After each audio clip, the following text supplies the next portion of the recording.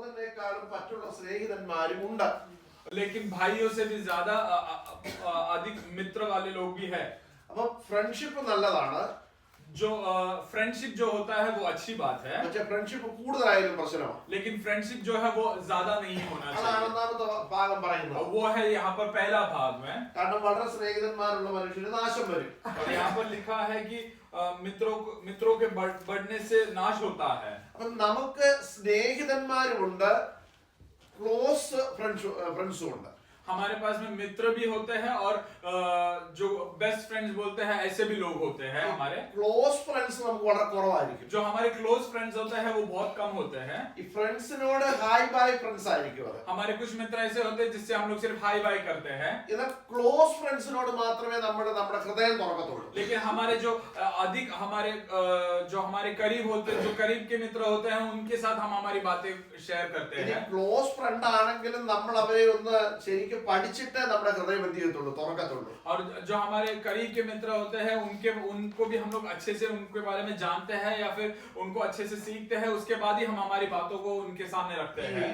സ്നേഹിതന്മാർക്ക് close friend ആയിട്ടുള്ളവർക്ക് നമ്മളെ നന്നാക്കാനും പറ്റും, നശിപ്പിക്കാനും പറ്റും. जो हमारे करीब के मित्र होते हैं वो हमें सुधार भी सकते हैं, हमें बिगाड़ भी सकते हैं. അപ്പം നമ്മുടെ ഫ്രണ്ട്ഷിപ്പ് എങ്ങനെയുള്ളതായിരിക്കണം നമ്മൾ അറിഞ്ഞിരിക്കണം. हमारा जो मित्रता जो होती है या फ्रेंडशिप जो होती है वो किस प्रकार का होना चाहिए, उसका जांच हमने करना है. നിങ്ങളുടെ സദൃശവാക്യം 17:17 ഒന്ന് വായിച്ചാൽ, अगर आप प्रोवर्ब्स के 17 के 17 आप जब पढ़ोगे, അവിടെ ഇങ്ങനൊരു വാക്യം നമ്മൾ വായിക്കുന്നുണ്ട്. और वहां पर एक वचन हम इस तरह पढ़ते हैं, സ്നേഹിതൻ എല്ലാ കാലത്തും സ്നേഹിക്കുന്നു, मित्र सब समय पर प्रेम रखता है, എന്നാൽ അനർത്ഥ കാലത്ത് അവൻ സഹോദരനായി തീരുന്നു. और विपत्ति के दिन भाई बन जाता है. കണ്ടോ?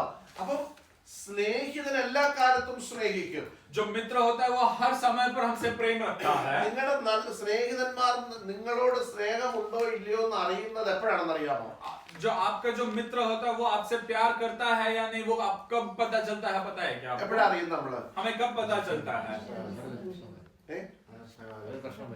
നമുക്കൊരു വിഷയം വരുമ്പോൾ ആര് കൂടെ നിൽക്കുന്നു അവരാ നമ്മുടെ സ്നേഹിതര്. जब हमें हम जब किसी मुसीबत में आते हैं और जब हमें मुसीबत में हम पड़ जाते हैं, तब हमारे साथ में जो रुकता है वो हमारा खरा मित्र होता है. ഇപ്പൊ നമ്മുടെ ഇടയിലാണ്, നമ്മുടെ ഈ സഭയുടെ അല്ല പറയുന്നത്, വിശ്വാസികളുടെ ഇടയിലാണെങ്കിൽ പോലും मैं कलीसिया में मतलब जो विश्वासी गण हैं उनके बीच में भी ഈ ഭയങ്കര സ്നേഹം കാണിക്കുന്നവരുണ്ട്. काफी ऐसा प्रेम दिखाने वाले लोग होते हैं. ഈ ചില വിശ്വാസികള് പൈസ ഉള്ളവരോട് ഭയങ്കര സ്നേഹം കാണിക്കുന്നവരുണ്ട്. कुछ विश्वासी गण ऐसे होते हैं जिसके पास में बहुत, जो कोई ज्यादा अमीर होता है उनसे ज्यादा प्यार करता है.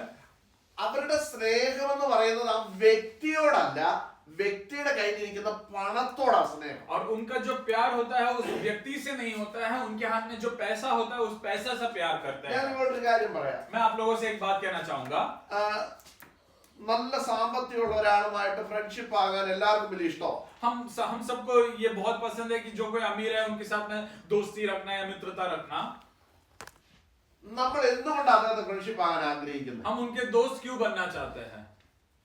जो अमीर है उनके दोस्त क्यों बनना चाहते हैं? എന്തുകൊണ്ട് അദ്ദേഹം നമ്മുടെ ഫ്രണ്ട് ആയിരുന്നു കൊള്ളായിരുന്നു ആഗ്രഹിക്കുന്നത്? हम ऐसा क्यों इच्छा रखते हैं कि अगर वो मेरा दोस्त होता तो कितना अच्छा होता? എന്തുകൊണ്ടാണ്? അദ്ദേഹത്തിന്റെ കയ്യിൽ ഒത്തിരി പണമുള്ളത് കൊണ്ടാണ് നമ്മൾ അദ്ദേഹം ഫ്രണ്ട്ഷിപ്പ് ആകാൻ ആഗ്രഹിക്കുന്നത്. हम लोग इसलिए इच्छा रखते हैं क्योंकि उनके पास में बहुत पैसा होता है या फिर वो बहुत अमीर है, उसकी वजह से हमारे मन में वो एक इच्छा रहती है. അദ്ദേഹം എന്ന വ്യക്തിത്വത്തെ അല്ല നമ്മൾ കാണുന്നത്, हम उस व्यक्ति को नहीं देख रहे हैं. അദ്ദേഹത്തിന്റെ കയ്യിലിരിക്കുന്ന പണം, उनके हाथ में जो पैसा है, ആ പണം കൊണ്ടുള്ള പവർ, वो पैसा से जो पावर मिलता है, ഇത് കണ്ടുകൊണ്ട് നമ്മൾ പറയുകയാണ് അദ്ദേഹം എന്റെ ഫ്രണ്ട് ആയിരുന്നു, കൊള്ളായിരുന്നു. और ये देखकर हम कहते हैं कि अगर वो मेरा दोस्त होता तो कितना अच्छा होता. ഈ ചില ആളുകളുണ്ട്, कुछ लोग ऐसे होते हैं, പൈസയുള്ള ആളുകളെല്ലാം ബന്ധുക്കളെല്ലാം ബന്ധുക്കളാന്ന് പറയും. जो अमीर लोग होते हैं वो अमीर लोगों को बोलते हैं कि हाँ ये मेरे रिश्तेदार है. ഈ പൈസ വലിയ വീടൊക്കെ കാണിച്ചിട്ട് ഇത് എന്റെ ഉപ്പാപ്പനാണ്, और बड़े बड़े जो घर होते हैं वो सब दिखा के कहते हैं ये मेरा चाचा है, ഇതെന്റെ അമ്മാച്ചനാണ്, ये मेरे मामा है, ഇത് എന്റെ പപ്പാടെ ചേട്ടന്റെ മോനാണ്. ये मेरे पिताजी के बड़े भाई के बेटे हैं. ഇങ്ങനെ പറയുന്ന കുറെ ആൾക്കാർ. ऐसे भी कुछ लोग होते हैं. എന്നാൽ പണമില്ല, ചെറിയ കുഞ്ഞു വീട്ടിൽ താമസിക്കുന്നത്, അത് കണ്ണടച്ചങ്ങ് വിടും. और लेकिन जो छोटे छोटे घर में जो रहते हैं वो लोगों को छोड़ देते हैं. എന്തുകൊണ്ടാണ് അങ്ങനെ പറയുന്നതെന്ന് ചോദിച്ചാൽ, ऐसा क्यों करते हैं अगर पूछो तो, അവരുടെ വീടിന്റെ വലിപ്പം, उनका घर की जो बड़ाई है, അവരുടെ കയ്യിലുള്ള പണം, उनके हाथ में जो पैसा है, അവരുടെ ജോലി, उनका जो नौकरी है, ഇതെല്ലാമാണ് അവർ സ്നേഹിക്കുന്നത്. ये सब इन चीजों से वो प्यार करते हैं. അപ്പൊ നോക്കിയാൽ നമ്മൾ ആ വ്യക്തിയല്ല സ്നേഹിക്കുന്നത്. हम उस व्यक्ति से प्यार नहीं कर रहे. ദൈവവചനം നമ്മൾ പഠിക്കുമ്പോൾ हम परमेश्वर का वचन जब पढ़ते हैं, ആരാണ് യഥാർത്ഥ സ്നേഹിതൻ? कौन है जो खरा मित्र जो होता है? നമ്മൾ പഴയ നിയമത്തിൽ ഇവിടെ സദൃശവാക്യത്തിൽ വായിക്കുന്നു, സ്നേഹിതൻ എല്ലാ കാലത്തും സ്നേഹിക്കുന്നു. हम यहाँ नीति वचन या प्रोवर्ब्स के बुक में इस तरह पढ़ते हैं कि जो मित्र रहता है वो हर समय पर प्यार करता നമുക്ക് है. അനർത്ഥം വരുമ്പോൾ അവൻ സഹോദരനായി തീരുന്നു. और जब हम मुसीबत में होते हैं तो वो हमारा भाई बन जाता है. നമുക്കെല്ലാം അറിയാം, പുതിയ നിയമത്തിൽ കർത്താവ് ഈ സ്നേഹിതനെ കുറിച്ച് ഉള്ളതിന് ഒരു ഉദാഹരണം ദൈവം പറഞ്ഞു. और हम वचन में फिर देखते हैं कि यीशु मसीह ये जो मित्र है या दोस्त है उसके बारे में एक उदाहरण दिए हैं. നമുക്കെല്ലാം അറിയാവുന്ന ഒരു ഉപമയാ കർത്താവ് പറഞ്ഞത്. अब सब लोग उस कथा या फिर उस बात को जानते हैं. ഏതാ? वो कौन सी है पता है क्या आपको?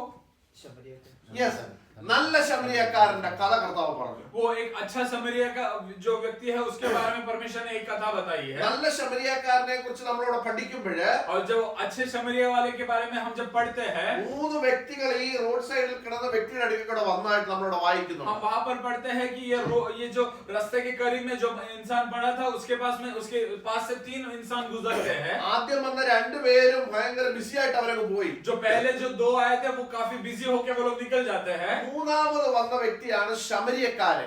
जो तीसरा आया था वो है ये शमरिया वाला. നമ്മൾ പറയും നല്ല ശമരിയക്കാരൻ, और हम बोलते हैं कि अच्छा समरिया वाला. ഇംഗ്ലീഷിൽ പറയും ഗുഡ് സമരിറ്റൻ. और इंग्लिश में उसके बारे में कहा जाता है गुड समरिटन. സത്യത്തിൽ ഈ ശമരിയക്കാരൻ നല്ലവനാണോ? क्या ये समरिया का जो व्यक्ति है क्या वो अच्छा इंसान है क्या?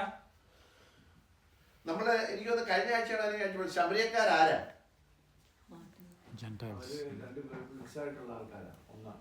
അതാണ് അവര് മാറ്റി നിർത്തപ്പെട്ടവരാ. അത് ഓർത്തോണം നമ്മള്. हम लोग ने पिछले हफ्ता पढ़ा था ये समरिया वाले लोग कौन है. वो लोग को अलग किए हुए लोग हैं. वो लोग നമ്മൾ മനസ്സിലാക്കണം, ഇവിടെ നല്ല ഗുഡ് സമരിറ്റനും നല്ല ശമരിയക്കാരനും ഒക്കെ നമ്മൾ പറയുമ്പോൾ, जब हम यहाँ पर बोलते हैं कि अच्छा समरिया का व्यक्ति या फिर गुड समरिटन, അവനെ എല്ലാവരുടെയും കണ്ണിൽ നീക്കി നിർത്തപ്പെട്ട വ്യക്തിയായിരുന്നു. वो लोगों के नजरियों से उसे दूर किया गया हुआ एक व्यक्ति था. वो എല്ലാവരും അവഗണിക്കപ്പെട്ട सारे വ്യക്തിയായിരുന്നു. लोगों के दौरान वो उसे दूर किया गया हुआ एक व्यक्ति था. പക്ഷേ അവൻ എന്തുകൊണ്ട് നല്ല ശമരിയക്കാരനായി? लेकिन वो एक अच्छा समरियाकारण क्यों बन गया? അവന്റെ പ്രവൃത്തിയാണ് അവനെ നല്ല ശമരിയക്കാരനാക്കി. उसका जो कार्य था उसने या फिर उसने जो कार्य किए थे उसके कारण वो अच्छा समरिया करके बन गया. ദൈവമക്കളെ, നമ്മെ ഒരു നല്ല ദൈവപൈതലാക്കി തീർക്കുന്നത് നമ്മുടെ പ്രവൃത്തിയാണ്. हे प्रियजनों, हमें एक अच्छा परमेश्वर का संतान जो बनाता है वो हमारे कार्य हमें परमेश्वर का अच्छा संतान बनाता കർത്താവ് है. പറഞ്ഞു, ആ ശമരിയക്കാരൻ വന്നു, അവനെ തന്റെ കഴുതപ്പുറത്ത് കയറ്റി അവന്റെ മുറിവൊക്കെ വെച്ച് കെട്ടി അവനെ വഴിയമ്പലത്തിൽ കൊണ്ടുപോയി അവനെ ശുശ്രൂഷ ചെയ്തതിന് പണമൊക്കെ കൊടുത്തു നമ്മളവിടെ വായിക്കുന്നു. और हम वहां पर परमेश्वर ने जो कुछ चीजें वहां पर ये समरिया का जो व्यक्ति है उसने इस व्यक्ति के साथ जो चीजें की है वो सब वहां पर हम पढ़ते हैं. അപ്പം ഞാൻ പറഞ്ഞു വന്നത്, अब मैं ये कहना चाहता हूँ, ആ സ്നേഹിതനായി മാറിയ ശമരിയക്കാരൻ, वो जो दोस्त बना हुआ जो समरिया का जो व्यक्ति है, ആ വ്യക്തി അവന്റെ ജീവിതത്തിൽ അവൻ മാറ്റി നിർത്തപ്പെട്ടവനായിരുന്നെങ്കിലും वो जो समरिया का जो व्यक्ति है वो अपनी जिंदगी में उसे लोगों ने उसे ठुकराया गया हुआ एक व्यक्ति था. वो അവന്റെ മനസ്സ് ആ മുറിവേറ്റ് കിടന്ന വ്യക്തിയെ കണ്ടപ്പോൾ അവന്റെ മനസ്സിൽ ഒരു സ്നേഹം വന്നു. लेकिन उसका मन ऐसा था कि जो व्यक्ति उधर वहां पर चोट से पड़ा हुआ था उसको देखकर उसका मन पिघलने लगा था. ऐसा एक व्यक्ति था वो.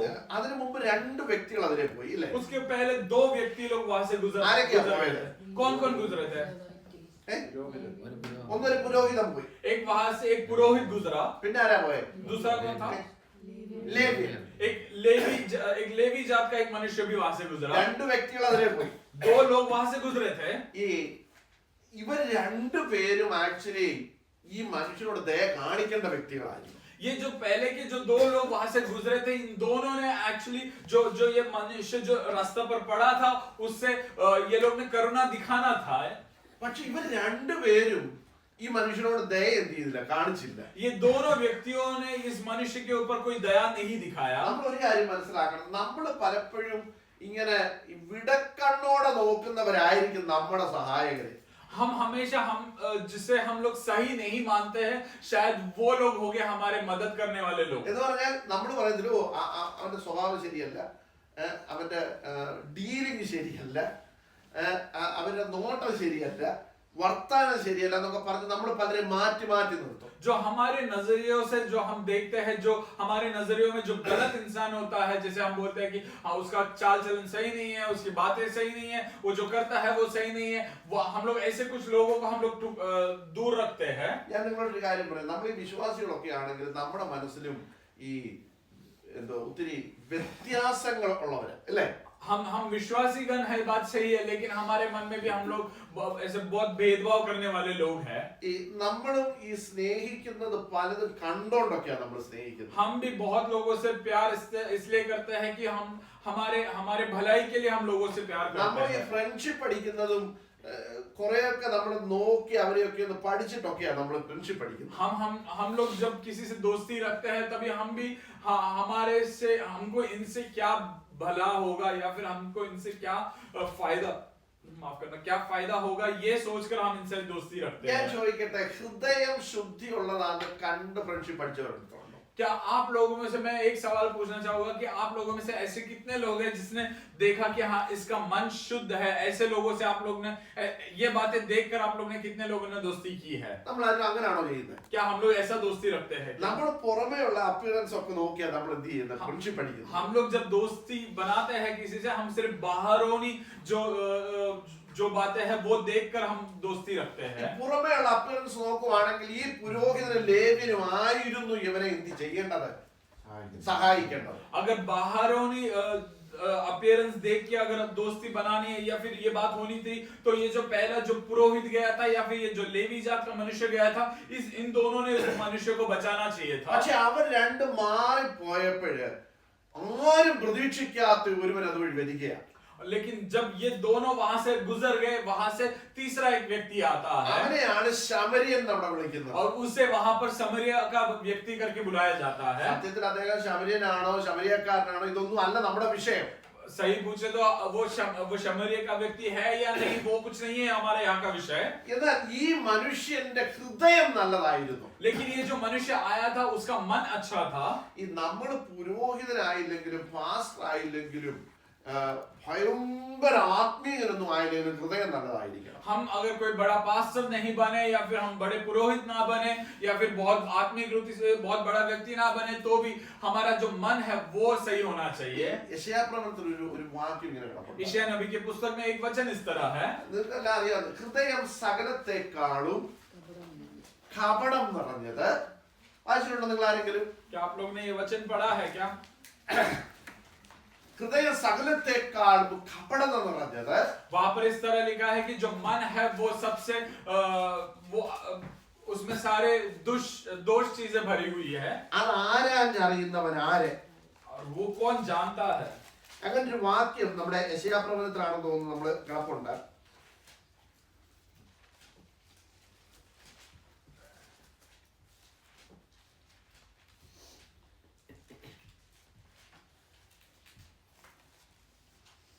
എനിവേ നിങ്ങൾ ആരും കിട്ടുമെന്ന് പറഞ്ഞാൽ മതി, പോകട്ടെ, എടുക്കണ്ട. അപ്പൊ നോക്കി, ഹൃദയം ശുദ്ധിയുള്ളതായിരിക്കണം. मैं ये कहना चाहता हूँ हमारा जो मन है वो शुद्ध होना चाहिए। അപ്പൊ നമ്മുടെ സ്നേഹം എവിടെ നിന്ന് വരുന്നതായിരിക്കണം? हमारा प्यार कहाँ से आना चाहिए? ഹൃദയത്തിൽ നിന്ന് वो വരുന്നതായിരിക്കണം. हमारे हृदय से आना चाहिए। ഈ ഹൃദയത്തിൽ നിന്നല്ലാത്ത സ്നേഹം ആ പുറമേയുള്ള അപ്പിയറൻസ് കണ്ട് സ്നേഹിക്കുന്നത്. ये ഹൃദയത്തിൽ നിന്ന് വരാത്ത സ്നേഹമാണ് പുറമേയുള്ള അപ്പിയറൻസ് കണ്ട് സ്നേഹിക്കുന്നത്. ये जो हमारे हृदय से जो प्यार नहीं आता है वो है हम बाहरोनी अपीयरेंसेस को देख के हम प्यार करते हैं, वो होता है। നിങ്ങൾ ശ്രദ്ധിക്കണം, നമ്മുടെ ഇരമ്യാണോ? ഓക്കെ, വായിച്ചു, ഒന്ന് വായിച്ചേ ആ വാക്യം. यिर्मयाह नबी के पुस्तक उसका 17वां अध्याय उसका 9वां वचन। ഹൃദയം എല്ലാത്തിനേക്കാളും കപടവും വിഷമവുമുള്ളത്. ആ അത് ആരാഞ്ഞറിയുന്നവനാണ്. ആ യഹോവയായ ഞാൻ ഹൃദയത്തെ ശോധന ചെയ്ത് അന്തരങ്ങളെ പരീക്ഷിച്ച് ആ ഓരോരുത്തരും നടപ്പിനും പ്രവൃത്തിയിലും ഫലത്തിനും തക്കവണ്ണം കൊടുക്കുന്നു. ഉം. ന്യായമായിട്ടല്ലാതെ ധനം ആ സമ്പാദിക്കുന്നു. മതി മതി മതി നോക്കിയേ, നമ്മളെ ആ വാക്യം വിട്ട് കേട്ടോ. ഹൃദയം എല്ലാറ്റിനേക്കാളും കപടവും വിഷമവുമുള്ളത്, അത് ആരാഞ്ഞറിയുന്നവൻ ആര്? और वहां पर इस तरह लिखा है, मन तो सब वस्तुओं से अधिक धोखा देने वाला होता है.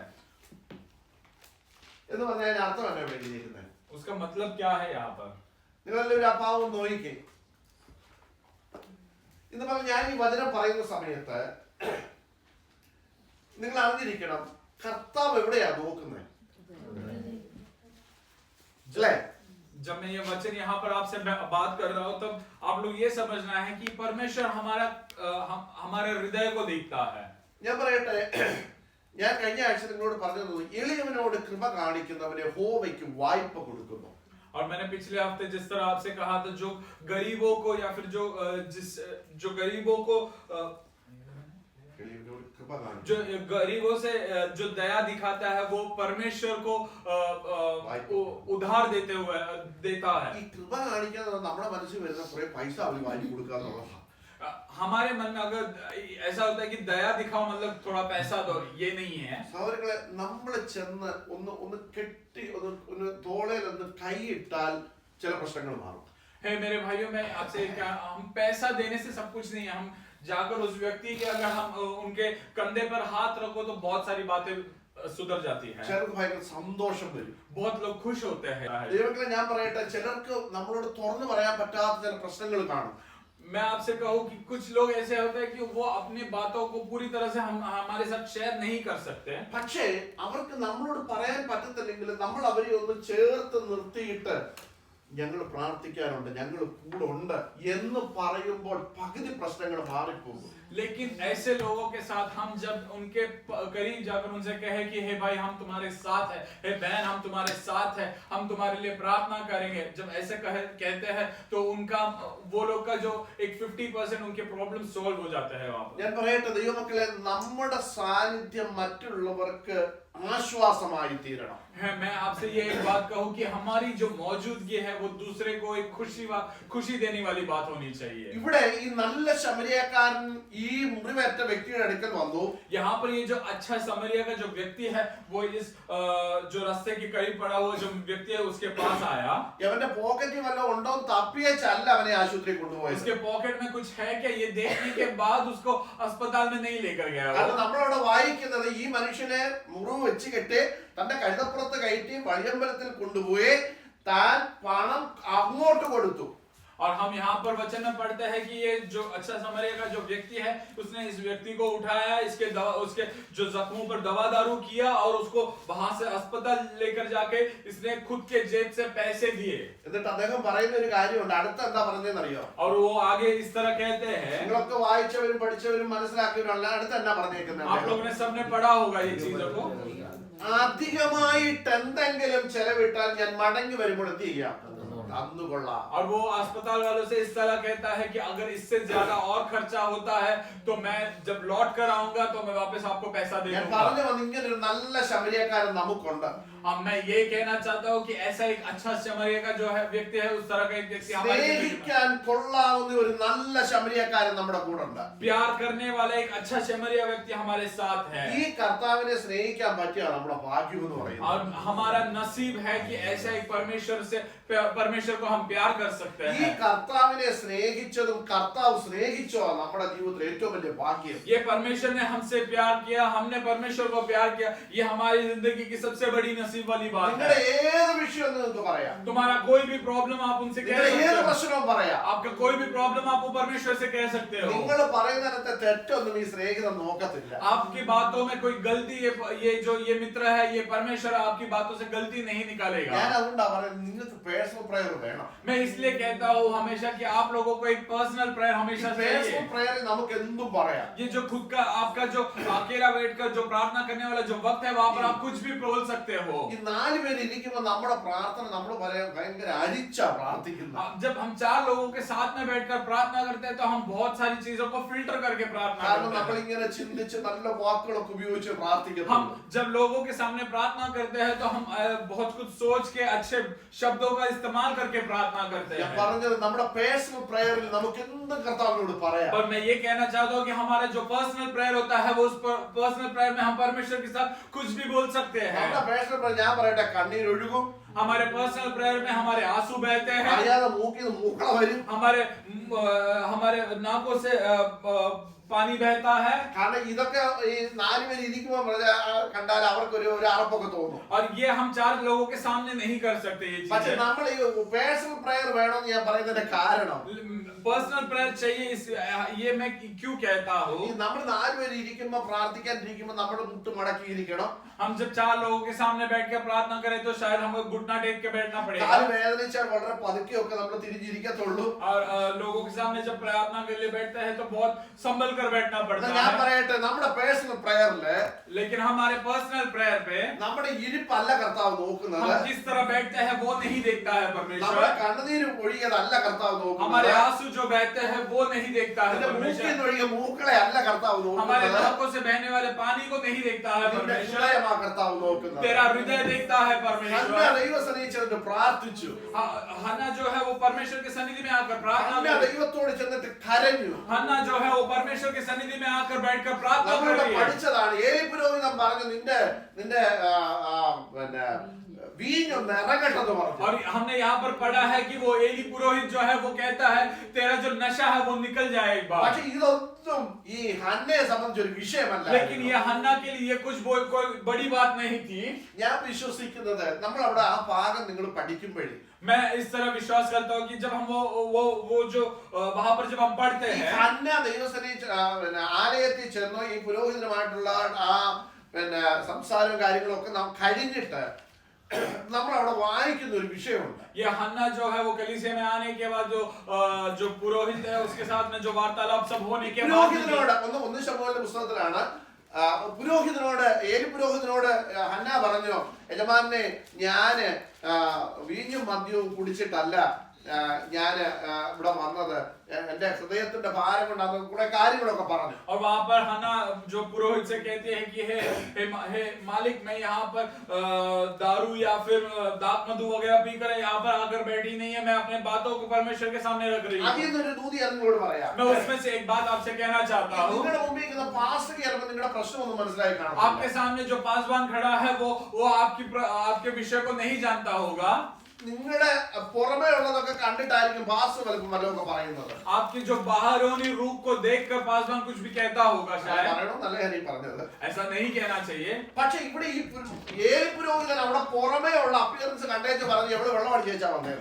यहाँ पर जो है जो एली पुरोहित है उसने हन्ना के जो बाहरोनी रूप को देखकर कहा कि ये यहाँ पर दारू पीकर आई है. പക്ഷെ കാര്യമൊക്കെ പറഞ്ഞപ്പോ ഏലി പുരോഹിതന് കാര്യം മനസ്സിലായി. लेकिन बातों को कहने के बाद एली पुरोहित जो है उसको बात समझ में आया. ഒരിക്കൽ കാര്യം പറഞ്ഞപ്പോഴാണ് പുരോഹിതന്റെ കാര്യം മനസ്സിലായത്. बातों को कहने के बाद पुरोहित को बात समझ में പക്ഷെ आई. ഇപ്പോൾ പറയുന്നതിന് മുമ്പേ ഇവിടെ ഹൃദയം മനസ്സിലാക്കി ഒരുവരുണ്ടായിരുന്നു. लेकिन ये हन्ना जो है इसने कहने से पहले इसके हृदय को जानने वाला एक परमेश्वर था वहां पर. അതായിരിക്കണം നമ്മുടെ സ്നേഹിതൻ. वो है हमारा, वो होना चाहिए ആ हमारा दोस्त. വ്യക്തിയായിരിക്കണം നമ്മുടെ സ്നേഹിതൻ. वो होना चाहिए हमारा दोस्त. ഇനി ഇവിടെ ഈ ഏലി പുരോഹിതൻ ഇവിടെ പറയുന്നുണ്ട്, മകളെ നിന്റെ നീ ദൈവത്തിനെ പ്രാർത്ഥിച്ചൊക്കെ ദൈവം നിനക്ക് തരട്ടെ എന്നൊക്കെ പറയുന്നുണ്ട് അവിടെ. और यहाँ पर एली पुरोहित जो है वो कहता है कि हे बेटी तूने जो कुछ प्रार्थना किया वो सब तुझे मिल जाए. ഏലി പറഞ്ഞു നീ സമാധാനത്തോടെ പോവുക.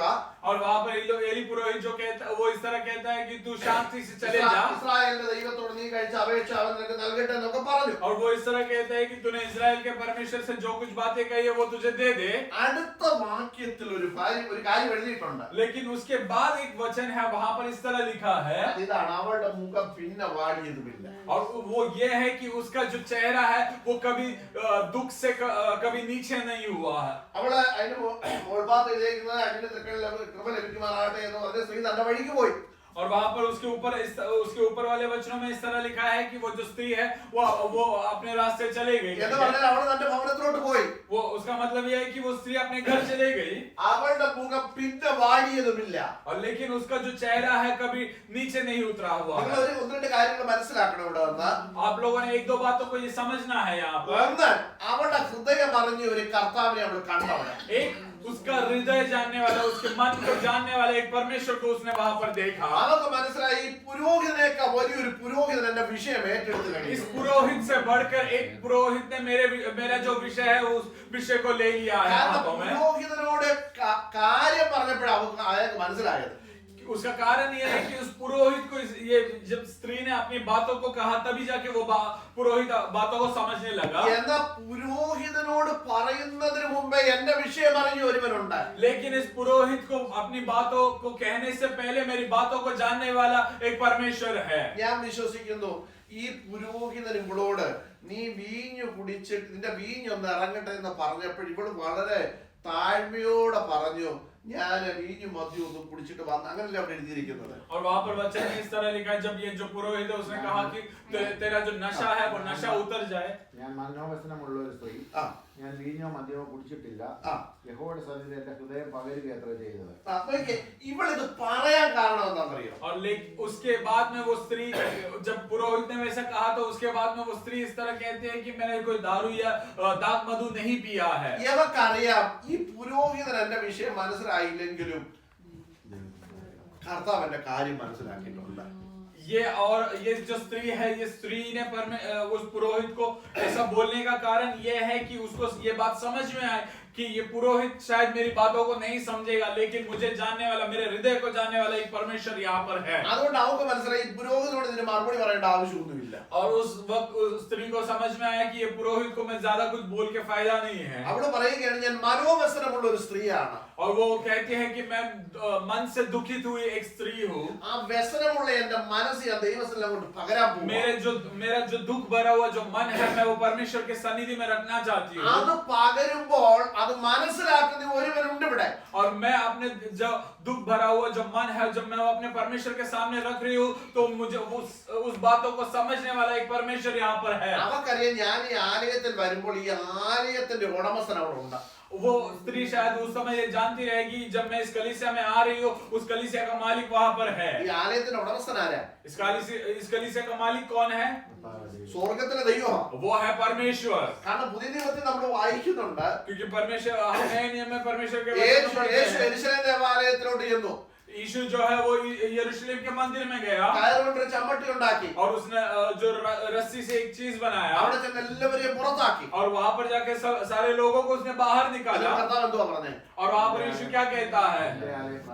എന്റെ ആലയം പ്രാർത്ഥനാലയം. मेरा जो आलय है वो प्रार्थना करने का आलय है। നിങ്ങൾ അതിനെ കള്ളന്മാരുടെ ഗുഹയാക്കി. और आप लोगों ने उसने चोरों का जगह बनाया है।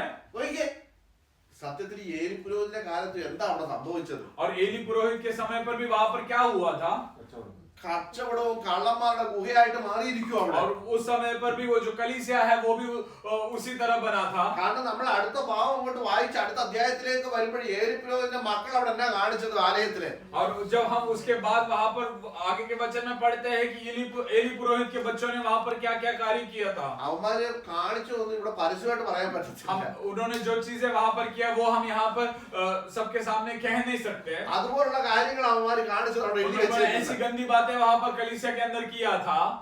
എന്നാൽ ആ തലമുറയുടെ മധ്യത്തിൽ लेकिन जो वो जनरेशन के बीच में ഹന്ന ദൈവസന്നിധിയിൽ ചെന്നിട്ട് ഹൃദയം പകർന്നു. और हन्ना जो है वो परमेश्वर के सन्निधि में आकर अपने हृदय को खोलती है। ഹന്നയ്ക്കറിയാം ഈ പുരോഹിതൻ എന്റെ വിഷയം അറിഞ്ഞില്ലെങ്കിലും हन्ना जानती है ये पुरोहित जो है वो शायद मेरी बातों को नहीं मानेगा। ഞാൻ ഇവിടെ വന്നപ്പോ തന്നെ എന്റെ ഹൃദയം അറിഞ്ഞ ഒരുവൻ ഇവിടെ ഉണ്ട്. लेकिन मैं यहाँ पर आते ही मेरे हृदय को जानने वाला एक है यहाँ पर। ആ ഒരു ഉറപ്പുള്ളതുകൊണ്ട് അവള് വളരെ താഴ്മയോടെ പറഞ്ഞത് ഞാൻ വീഞ്ഞോ മദ്യോ ഒന്നും കുടിച്ചിട്ടില്ല, ഞാൻ മനോവസനമുള്ള ഒരു സ്ത്രീ, എന്റെ ഹൃദയം ദൈവസന്നെ പകരുകയത്രയെന്ന് പറഞ്ഞു. और उस कारण हन्ना ने परमेश्वर उस पुरोहित से कहा कि मैं यहाँ पर एक मन दुखित हुई एक स्त्री हूँ, मैं यहाँ पर दाग मधु और दारू नहीं पी हुई। ഞാൻ ചോദിക്കട്ടെ ദൈവമക്കളെ, നമ്മൾ ദൈവസന്നിധിയിൽ ചെന്നിട്ട് ഒരു വിഷയം പറഞ്ഞു കഴിയുമ്പോൾ നമുക്ക് എത്ര പേർക്ക് ബോധ്യമുണ്ട് ഞാൻ എന്റെ ഹൃദയം പകർന്നിട്ടുണ്ട്, എന്റെ വിഷയത്തിന് ദൈവം മറുപടി അയക്കും, ഇനി എന്റെ മുഖം വാടുകയില്ലെന്ന് പറയാൻ എത്ര പേർക്ക് കഴിയും? आज मैं आप लोगों से एक सवाल करना चाहूंगा कि आप लोगों में से ऐसे कितने लोग हैं जो ये बात समझते हैं कि आप जब कलीसिया में आते हैं या परमेश्वर की सन्निधि में आते हैं, आपकी बातों को रखते हैं, उसके बाद परमेश्वर ने आपकी बातों को माना है, सुना है, ऐसा विश्वास रखने वाले कितने लोग हैं? നമ്മളിവിടെ വായിക്കുന്നത് അവളുടെ മുഖം പിന്നെ വാടിയതുമില്ല. और हम यहाँ पर पढ़ते हैं कि उसका जो चेहरा है वो कभी उतरा हुआ नहीं था। ഞാൻ ചോദിക്കട്ടെ, അവിടെ വിഷയത്തിന് മറുപടി കിട്ടിയോ? क्या मैं आपसे एक सवाल पूछूं, क्या उसका जो विषय है उस विषय पर उसको उत्तर मिला क्या? കിട്ടിയോ? കിട്ടിയില്ല. उसको उसके विषय पर उत्तर नहीं मिला था। പക്ഷെ ഇവിടെ എന്താ പറഞ്ഞേക്കുന്നത്? लेकिन यहाँ पर क्या कहता है? അവളുടെ മുഖം പിന്നെ വാടിയതുമില്ല. उसका जो चेहरा है वो कभी उतरा नहीं था। എന്താ അതിന്റെ അർത്ഥം? उसका मतलब क्या है? അവൾക്കറിയാം ഞാൻ എന്റെ ഹൃദയം പകർന്ന ആരുടെ അടുക്കലാണ് നമുക്ക് ഉറപ്പുണ്ട്. उसको ये पता है कि उसने अपना जो दिल की जो बातें हैं वो उसने किसके साथ बांटा है। രണ്ട്, അവളുടെ വിഷയം ന്യായമാണ്. और उसका जो दूसरी बात ये है कि उसका जो विषय है वो जेन्युइन है। കാരണം അവൾ നിന്ന് സഹിച്ചു മടുത്തു. क्योंकि वो जो है वो निंदा सहन करके वो थक गई है। കാരണം ദൈവത്തെ നമ്മൾ ഒന്നാം അധ്യായത്തിൽ വായിക്കുന്നത് परमेश्वर के वचन में हम पहले अध्याय में इस तरह पढ़ते हैं। അവിടെ വീട്ടിൽ വേറൊരു പുള്ളിക്കാരിയുണ്ട്. उसके घर पे एक और कोई और एक स्त्री है। അമ്മായിയമ്മയെക്കാട്ടി വളർന്ന ഒരു സാധനമാണ്. वो एक और स्त्री उसके घर पे है। ഇവളെ എപ്പോഴും ഇങ്ങനെ കുത്തിക്കൊണ്ടിരിക്കും. और वो जो स्त्री है वो हमेशा इसे टॉन्ट करती थी। ഇത് നമുക്ക് ഒരാളെ ജയിക്കാൻ പറ്റിയ മാർഗം അവിടെ പറഞ്ഞേക്കുന്നത്. और वहां पर हम किसी के ऊपर विजय पाने का एक मार्ग वहां पर बताया है। ഭയങ്കരമായിട്ട് വർത്താനം പറഞ്ഞു വരുമ്പോ അവരുടെ വീക്ക്നെസ്സിന് ഒരു കുത്തു കൊടുത്താൽ അവർ താഴെ പോകും. जो ज्यादा बहुत कुछ बात करते हैं और उस समय पर अगर हम उनकी जो कमजोरी है उस पर हम लोग कुछ टोच लगा दिए तो वो वहां पर वो इंसान खत्म हो जाता है। കാരണം അവിടെ പറയുന്ന അവളുടെ പ്രതിയോഗി അവളെ എന്ത് ചെയ്തുകൊണ്ടിരിക്കുവായിരുന്നോ? മുഷിപ്പിച്ചുകൊണ്ടിരുന്നു അല്ലെ? और वहां पर इस तरह लिखा है कि उसके जो खिलाफ जो खड़ी थी वो हमेशा इसे तंग करती रहती ഈ थी। പ്രതിയോഗി മുഷിപ്പിക്കുന്നത് എങ്ങനെ? और ये जो इसके खिलाफ जो है वो लोग तंग किस तरह करते हैं? മറ്റൊരു മക്കളുണ്ട്, जो दूसरी औरत थी उसको बच्चे थे, ഇവക്ക് മക്കളില്ല. इसको संतान नहीं है। അപ്പൊ ഇടയ്ക്കിടയ്ക്ക് ഇവളെന്തേലും ഒന്ന് പറയുന്നുണ്ടേ പറയും. और बीच अगर ये हन्ना अगर कुछ बोलूं तो ये जो दूसरी स्त्री है वो आकर ऐसा कहती है। ഒരു ഉദാഹരണം, ഒരു പാത്രം കഴുകാൻ പറയുക എനിക്ക് വയ്യ, എനിക്കിപ്പോ സുഖമില്ല എന്ന് പറയുവാന്ന് വിചാരിച്ചു. चलो मैं आपको एक उदाहरण देता हूँ। अगर हम लोग चलो बर्तन धोने के लिए बोले तो और तब बोल दिए कि नहीं मैं आज थक गई हूँ, अगर ऐसा कहा गया तो മറ്റോട് പറയും ചുമ്മാ അല്ല നിനക്ക് പിള്ളേരെ തരാത്ത. और वो तब जाके वो दूसरी औरत बोलेगी कि उसके इस कारण तुझे बच्चे नहीं हो रहे। ഒരു ചരുവം കഴുകാൻ വയ്യാത്തോളാ കൊച്ചിനെ കഴിയിക്കുന്നു. और एक पतीला धो नहीं सकते और वो ऐसे इंसान बच्चे को क्या देखेगी? ഒരു കുത്ത്. ऐसा बोल के टोचते हैं। ഇങ്ങനെ പ്രതിയോഗി അവളെ മുഷിപ്പിച്ചുകൊണ്ടിരിക്കുകയായിരുന്നു. और ऐसे उसे वो हन्ना को इस तरह बातों कहकर उसे तंग कर रहे थे। അങ്ങനെ ഇവൾ നിന്ന സഹിച്ചു മടുത്തു. और इस तरह वो निंदा सहन करके वो थक गई थी। അവക്കറിയാം അവിടെ നിന്ന മാറ്റുന്ന ഒരുവനുണ്ട്. और वहां पर हन्ना जानती थी कि मेरी निंदा को हटाने वाला एक परमेश्वर है। അവിടെ പരിഹാസം മാറ്റുന്ന ഒരുവനുണ്ട്. उसे वो जिस जगह पर उसे मजाक किया गया था उस चीजों को बदलने वाला एक परमेश्वर അവിടെ है। ഹൃദയം പകരാൻ ഒരു ദൈവസന്നിധിയുണ്ട്. उसका जो हृदय है वो हृदय बांटने के लिए परमेश्वर का एक सनिधि है। അവിടെ പ്രശ്നം പറയാൻ ഒരു സ്ഥലമുണ്ട്. उसकी बातों को बांटने के लिए एक जगह है। ദൈവമക്കളെ, നിങ്ങൾ ഓർത്തോണം, നിങ്ങൾ ദൈവസന്നിധി വരുന്നത് ഇവിടെ നമ്മളെല്ലാം കണ്ടു സന്തോഷിക്കുന്നു, എല്ലാം ഉണ്ട്, അതെല്ലാം നല്ലതാണ്. എന്നാൽ അതിനപ്പുറത്ത് നിങ്ങൾ ദൈവസന്നിധി വരുന്നത് നിങ്ങളുടെ വിഷയങ്ങൾ ദൈവസന്നിധി പറയാൻ.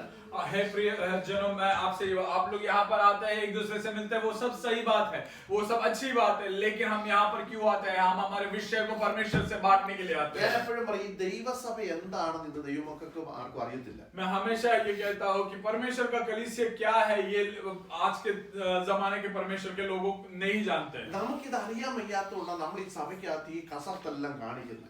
हम इन बातों को नहीं जानते हैं, उस कारण हम कलीसिया के अंदर ये इतने सारे प्रॉब्लम्स खड़े करते हैं। ഞാൻ ഇന്ത്യയിലും കേരളത്തിലും നോർത്ത് ഇന്ത്യയിലും ഇപ്പൊ ഇവിടെ ഒക്കെ സഭാശുശ്രൂഷ ചെയ്തുകൊണ്ട് എനിക്ക് ഒരു കാര്യം മനസ്സിലായി. मैंने इंडिया में केरला में जो नॉर्थ इंडिया है वहां पर यहाँ पर परमेश्वर की सेवकाई की कलीसिया में पासवान के रूप में मैंने कार्य किया, इस कारण मैं ये बातों को जानता हूँ। നിങ്ങളാരും എന്നോട് പിണങ്ങരുത്. आप लोग कोई मुझसे नाराज ना हो। പിണങ്ങിയിട്ട് പ്രയാസമൊന്നുമില്ല.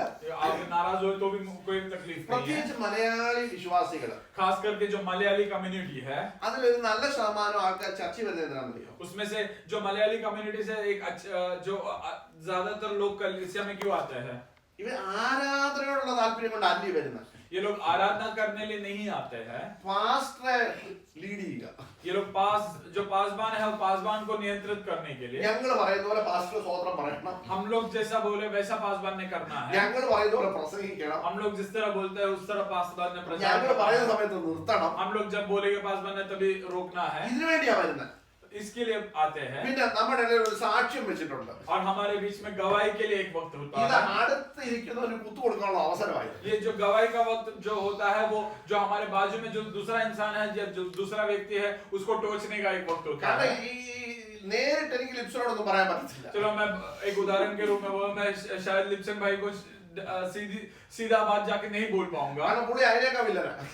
वो जो है वो उनसे भी बढ़कर है, അവൻ അതിന് മറുപടി പറയും. वो शायद मुझे जवाब देंगे। അപ്പം ഈ സാക്ഷ്യത്തിൽ കൂടെ പറഞ്ഞു കഴിഞ്ഞാൽ മിണ്ടത്തില്ല.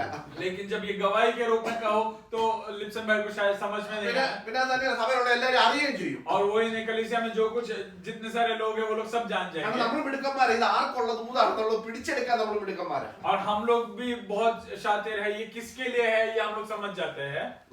ഇനി കുറെ പേര് വരുന്നത് എന്തിനാന്ന് ചോദിച്ചാൽ और कुछ दूसरे जो भाग के लोग हैं वो क्यों आते हैं? ഈ അവരുടെ ഈ കുറെ ഫ്രണ്ട്ഷിപ്പ് ഉണ്ട്. और उनका एक ग्रुप होता है, അവരുമായിട്ട് കണ്ട് ഈ ഒരാഴ്ചത്തെ പ്രോഗ്രാം ചാർട്ട് ചെയ്യാനാ വരുന്നത്. और वो लोग इसलिए आते हैं वो अपने ग्रुप के लोगों के साथ में मिले, बात करें, ये एक हफ्ता क्या क्या प्रोग्राम होना चाहिए, ये सारी चीजों के बारे में सोचते പിന്നെ हैं। കുറെ ആൺപിള്ളേർ പെൺപിള്ളേരെ കാണാൻ വരും.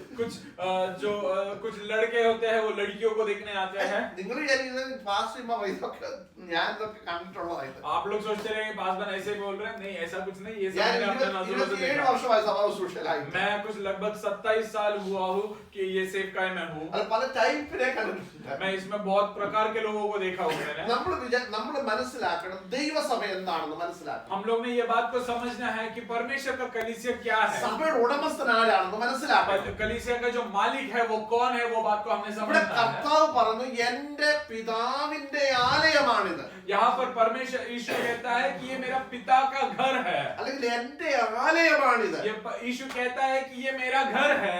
എന്റെ ആലയം എന്തിനു വേണ്ടിയുള്ളതാ? मेरा जो घर है वो किसके लिए है? അത് പ്രാർത്ഥിക്കാനുള്ളതാണ്. वो प्रार्थना करने के लिए എന്റെ है। ആലയം പ്രാർത്ഥനയ്ക്ക് വേണ്ടിയുള്ളതാണ്. मेरा जो घर है या मेरा जो आलय है वो प्रार्थना के लिए है। ഇന്ന് നമ്മുടെ മലയാളികളെ കള്ളന്മാരുടെ ഗുഹയാണ്. लेकिन आज जो हम मलयाली लोग हैं वो लोगों ने आज परमेश्वर का जो कलीसिया है वो वो किसी और चीज के लिए इस्तेमाल करते हैं। നമ്മളെ ഒന്ന് നോക്കിയേ, നിങ്ങളൊന്ന് ചിന്തിച്ചു നോക്കിയേ, നമ്മുടെ സഭയിൽ എന്തെല്ലാം നടക്കും. നമ്മുടെ आप लोग സഭയിൽ जरा सोचें कि हम लोगों के कलीसिया में क्या क्या होता है। അടിയില്ലാത്ത സഭയുണ്ടോ? ऐसा कौन सा कलीसिया है जहाँ पे मारपीट नहीं है?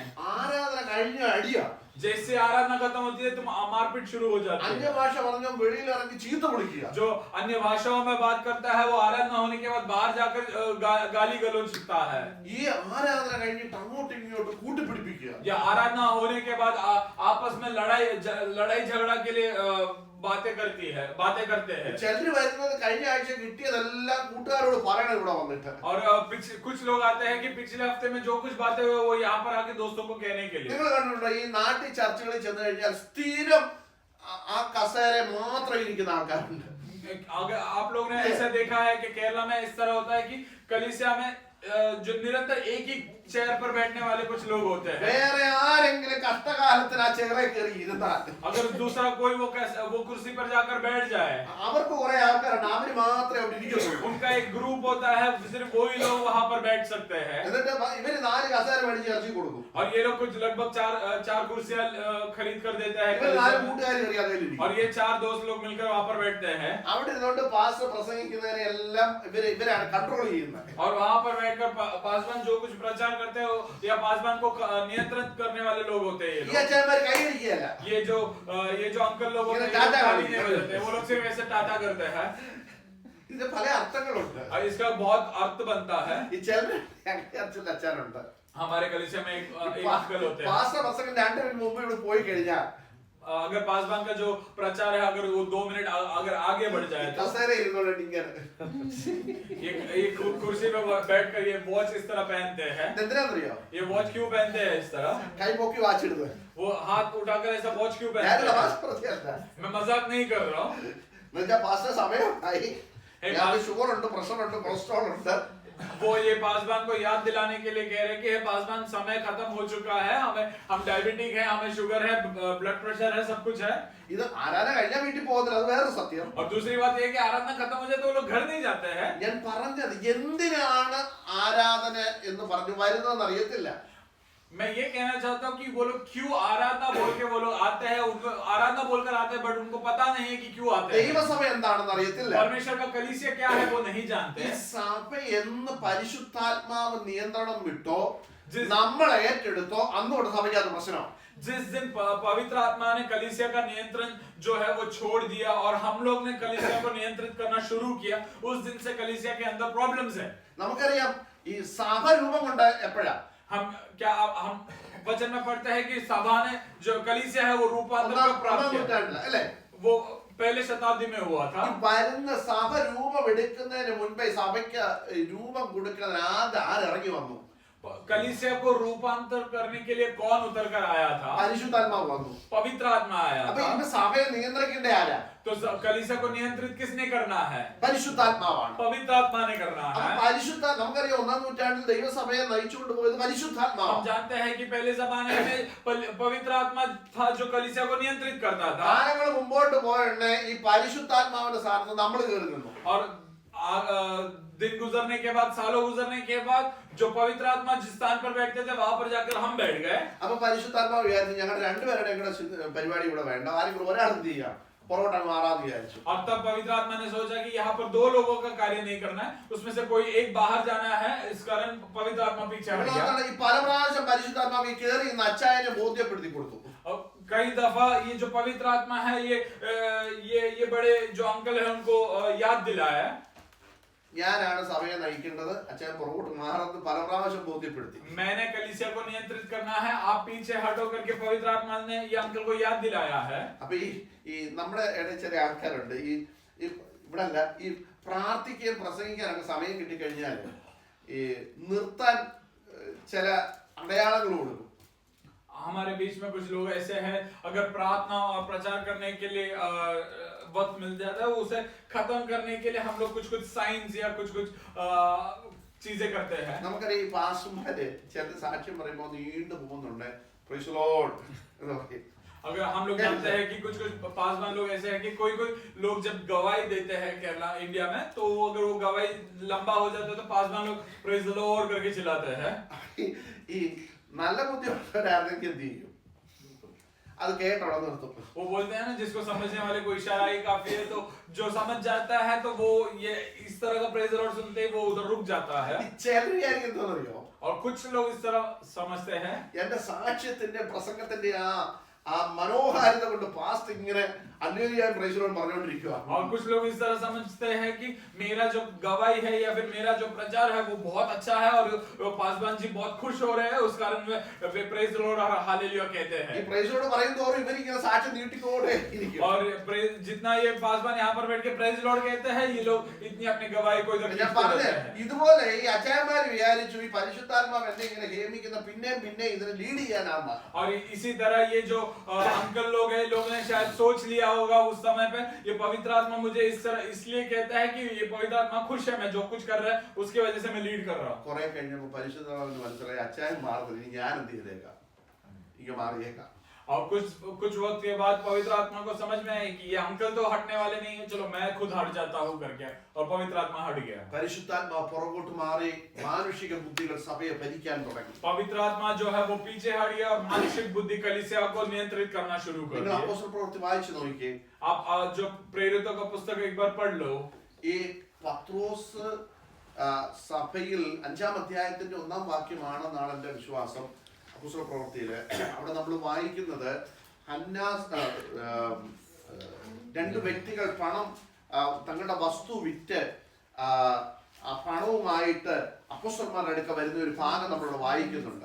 हम लोग वहां पर एक ऐसा एक भाग पढ़ते हैं जो दो व्यक्ति है वो अपना जो जमीन बेचकर जो परमेश्वर की सेवकाई के लिए वो लोग आते हैं करके. നിങ്ങൾ ശ്രദ്ധിക്കണം, അവരവിടെ വന്ന് അവര് കള്ളം പറഞ്ഞു, അവര് വീണ് അവിടെ മരിക്കുന്ന ഭാവമൊക്കെ നമുക്കറിയാം. हम लोग वो सब जानते हैं कि वो लोग आकर झूठ बोलते हैं और वो लोग वहीं पर गिरकर मर जाते हैं. ये सब चीजें हम वहां पर हम लोग को पता है. ഈ അനന്യാസും സഫീറയും അവിടെ വന്ന് ഈ കള്ളമൊക്കെ പറഞ്ഞു കഴിയുമ്പോൾ ये अननियास और सफीरा जो है वो लोग वहां पर आकर झूठ बोलने के बाद നിങ്ങൾ ശ്രദ്ധിക്കണം, പത്രോസ് പറയുന്ന ചില വാക്കുകൾ അവിടെ എഴുതിയിട്ടുണ്ട്. वहां पर पत्रोस इस तरह कहता है, അവിടെ നമ്മൾ വായിക്കുന്നത് ദൈവത്തിന്റെ പരിശുദ്ധാത്മാവിനോട് വ്യാജം കാണിപ്പാൻ ഒരു ഭാഗം എഴുതിയിട്ടുണ്ടോ? നിങ്ങൾ എല്ലാം കണ്ടോ അത്? और वो वहां पर इस तरह कहता है कि पवित्र आत्मा के साथ में झूठ बोलने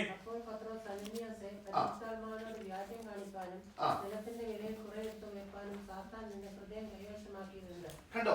ശ്രദ്ധിക്കണം, ഇവിടെ പത്രോസ് പറയും അനന്യാസെ പരിശുദ്ധാത്മാവിനോട് വ്യാജം കാണിപ്പാനും നിലത്തിന്റെ വിലയിൽ കുറെ എടുത്തു വെപ്പാനും സാത്താൻ എന്റെ ഹൃദയം കൈവശമാക്കിയത് എന്ത്?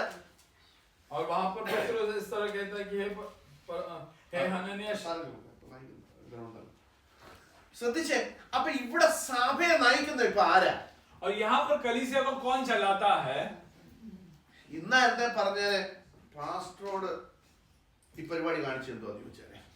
अगर आज के दिन में रहता तो हम लोग ने पूछा जाता था कि पासबान के साथ में आपने ऐसा क्यों किया. പക്ഷെ പത്രോസ് പറഞ്ഞത് എന്താണെന്നറിയോ? लेकिन पत्रोस यहाँ पर क्या कहता है? പരിശുദ്ധാത്മാവിനോട് വ്യാജം കാണിപ്പാൻ. കണ്ടോ?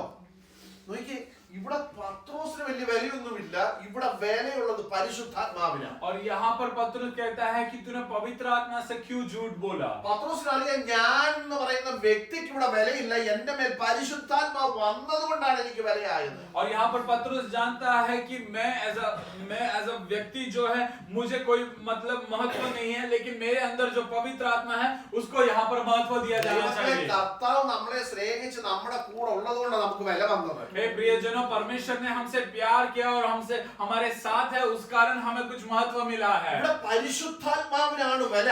यहाँ पर पवित्र आत्मा को मूल्य दिया गया है. പരിശുദ്ധാത്മാവിനോട് നീ വ്യാജം കാണിച്ചു എന്നാ പറയുന്നത്. और यहाँ पर कहा है कि तूने इस पवित्र आत्मा के साथ झूठ बोला. പത്രോസിന് അറിയാം ഈ പരിശുദ്ധാത്മാവ് പോയാൽ ഇവിടെ സഭയില്ല, ഒന്നുമില്ല. और पत्रुस जो है वो जानता है कि अगर ये पवित्र आत्मा यहाँ से जाए तो यहाँ पर कलीसिया भी नहीं है और कुछ भी नहीं है. ഞാൻ പറഞ്ഞു വന്നത് പരിശുദ്ധാത്മാവ് ദൈവസഭയുടെ നിയന്ത്രണം എന്ന് വിട്ടോ അന്ന് പ്രശ്നങ്ങൾ തുടങ്ങാൻ തുടങ്ങി.